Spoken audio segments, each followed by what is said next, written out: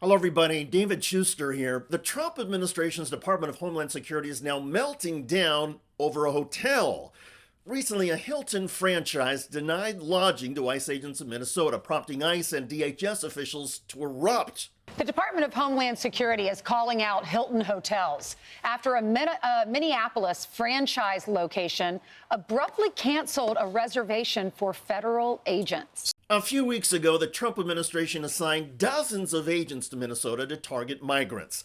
The agents' activities have included making dozens of random arrests and even dragging protesters through the snow, including that pregnant woman.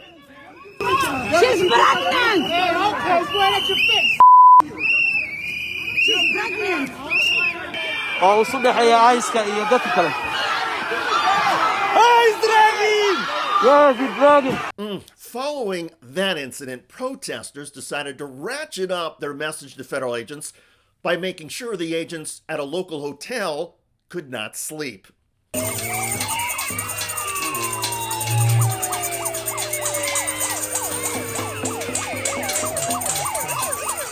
For hours and hours, night after night, the bells, whistles, and drums kept going.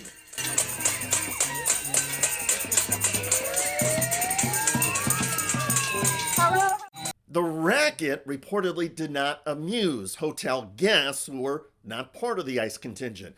So to avoid controversy and protect their own business, the owner of this Minneapolis Hampton Inn decided to exercise their right, as articulated by the U.S. Supreme Court, to make customer-based decisions based on political or moral beliefs. A few years ago, the court ruled that a Colorado bake shop owner could deny service to a gay couple in Colorado. In Minnesota, the hotel owner used that legal precedent to deny service to federal ICE agents, trampling on migrants' constitutional rights. As that hotel canceled those reservations for DHS officers after seeing their government emails. DHS posted a series of screenshots that appear to be from a Hilton email account on January 2nd. One of those emails saying, "We are not allowing any immigration agents to house on our property." At that point, DHS reacted with outrage of biblical proportions.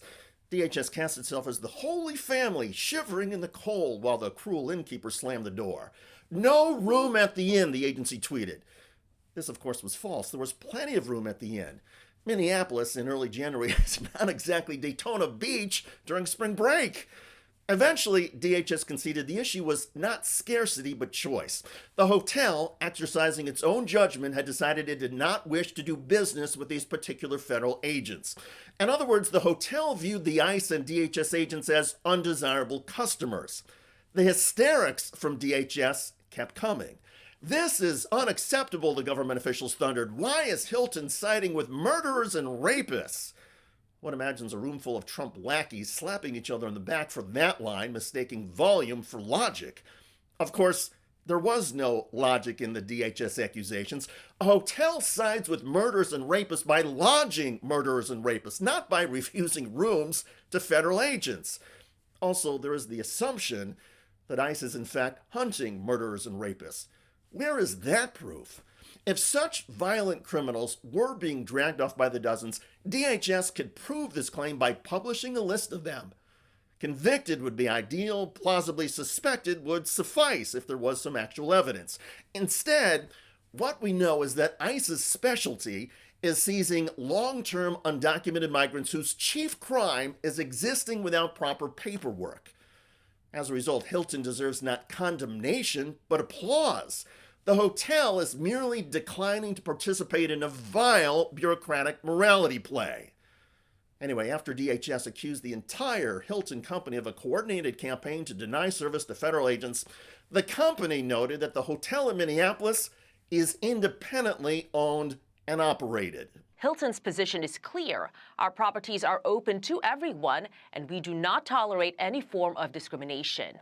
The management company for the Hampton Inn Lakeville property is also issuing a statement. Everpeak Hospitality says they have moved swiftly to address this matter, as it was inconsistent with our policy of being a welcoming place for all. We are in touch with the impacted guests to ensure they are accommodated. We do not discriminate against any individuals or agencies and apologize to those impacted. In other words, the parent companies, Hilton and Everspeak Hospitality, caved. However, the specific owner of the Hampton Inn Hotel apparently did not do anything and made no calls or apologies to the federal agents.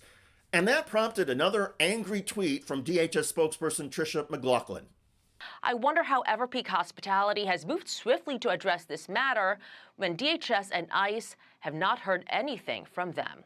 There is a delicious irony at work here. When the U.S. Supreme Court, in Masterpiece Cake Shop versus Colorado Civil Rights Commission, affirmed the right of a private business to refuse service on the basis of its beliefs, conservatives rejoiced.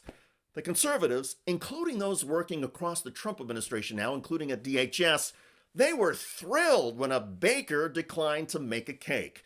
Now, these same conservatives are outraged when a hotel declines to make a bed. This is not a contradiction. It is the conservative worldview in miniature. Liberty for me, discipline for thee. I don't think this speaks to the larger Hilton, but definitely that local Hilton. That franchise. Yeah, I don't think their statement was adequate either. Again, Minnesota. Brian Kilmeade is such a dunce. If the Department of Homeland Security wants to improve its standing, here's an idea.